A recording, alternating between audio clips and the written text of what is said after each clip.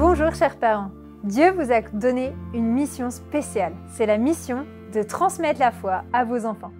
Au baptême, le prêtre vous a dit: Vous devrez éduquer votre enfant dans la foi, lui apprendre à garder les commandements comme le Christ nous l'a enseigné afin qu'il aime Dieu et son prochain. C'est vraiment bon là, vous avez compris? Et vous avez dit: Oui. Au baptême, une petite graine est plantée. C'est la foi. La foi a besoin de soins et d'entretien pour grandir. Les premiers jardiniers, ce sont les parents. Le parent connaît son enfant évidemment et il prend soin de sa foi au quotidien. Les catéchistes, eux, sont comme des jardiniers extérieurs si vous voulez. Ils viennent en renfort des parents. Ils ont d'autres techniques de jardinage. Ils accompagnent la poussée de la plante, que la foi s'épanouisse chez vos enfants. Donc le terreau, la pluie, le soleil, tout cela, c'est en famille que l'enfant le reçoit. Par le témoignage de vie chrétienne, les réponses aux questions, la messe du dimanche, les rencontres en paroisse, la prière en famille, l'éducation aux vertus. Mais attention, c'est Dieu qui donne la croissance.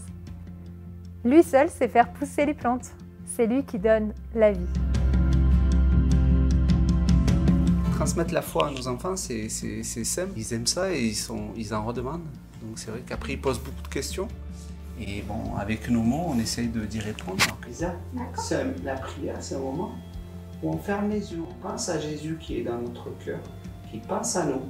Et toi, tu penses à lui aussi. D'accord, Arthur? D'accord. Ah, c'est Marie. Et tu vois, il y a bébé Jésus dans ses bras. C'est bébé Jésus. Je trouve que c'est plus facile de faire la prière quand il y a quelqu'un de plus expérimenté que nous. Par exemple, moi, c'est mes parents. Parce que quand on lit l'évangile, parfois, on comprend pas tout. Et ils peuvent nous expliquer pour qu'on comprenne mieux et ce qu'on en conclut.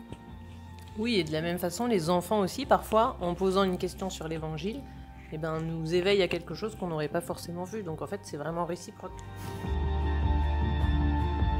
C'est un cadeau que j'ai reçu de mes parents, en totale liberté, mais après j'y ai adhéré. On a reçu la foi et pendant l'adolescence, j'ai m'approprié la foi et elle est devenue la mienne vivante.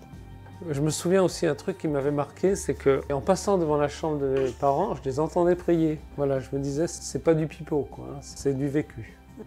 Et on faisait des prières avec ma maman, mon papa, à l'époque, il ne pratiquait pas. Même plus tard, à une période où je n'étais pas forcément dans la foi, mais ce temps de prière, je l'ai gardé. Je n'ai pas loupé une seule journée de la prière. On a envie qu'ils soient heureux dans leur vie, mais aussi dans leur foi. Je pense que nous, en tant que parents, on l'a un peu perdu et de l'avoir retrouvé, on voit l'importance que ça nous apporte au quotidien. Je me demande comment on a fait pendant toutes ces années en fait, pour passer à côté de ça. Et on a envie justement que pour eux, ils trouvent ce chemin-là. Déjà, voir les parents ou les grands-parents qui prient, même si les enfants ne vont pas à l'église, les enfants vont être marqués. On ne peut pas avoir la foi sans prier. Sinon, il n'y a pas contact avec Dieu qui est vivant. Et sinon, c'est juste une idée. Il y a aussi quelque chose de rituel, en fait, dans cette prière, mais qui éduque l'enfant à cette fidélité à Dieu, quel que soit ce qu'il ressent, et dépasser le sentiment de l'envie, dépasser ce sentiment-là. Petite, ça me permettait de prier au moins une fois par jour. Et ça m'apprenait à être fidèle à Jésus. La prière en famille est une des pierres qui permet de transmettre la foi. Mais aussi, la transmission de la foi, elle est beaucoup dans ce qu'on est. C'est-à-dire que juste avant cette prière, qu'est-ce qui s'est passé? Des fois, il y a eu des colères avant la prière, et puis on voit que la prière nous aide à rentrer dans quelque chose de plus apaisé. Ça m'engage, en fait, de prier avec mon enfant, parce que je peux pas partager une intention, lire une parole de Dieu, et puis après faire le contraire derrière, quoi. Moi, j'ai entendu souvent dire ma maman, je suis responsable de vos âmes. Dieu est patient avec chacun de nous, avec nos enfants, même s'ils ne réagissent pas tout de suite comme nous on voudrait dans la foi. Ça tombe dans la terre, dans leur cœur et ça va porter un jour les fruits.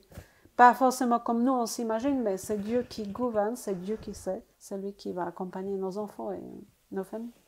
Votre mission, si vous l'acceptez, c'est de faire de votre mieux pour que votre enfant reçoive tout ce dont il a besoin pour bien grandir en Dieu.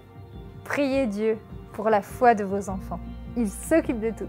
Il suffit d'avoir confiance en lui. Un jour viendra où l'enfant devra s'approprier tout ce qu'il a reçu. Il pourra prendre les moyens de nourrir sa foi par lui-même grâce à ce que vous lui aurez transmis. Ensuite, il sera tellement heureux de vivre sa foi en Jésus qu'il la transmettra à son tour.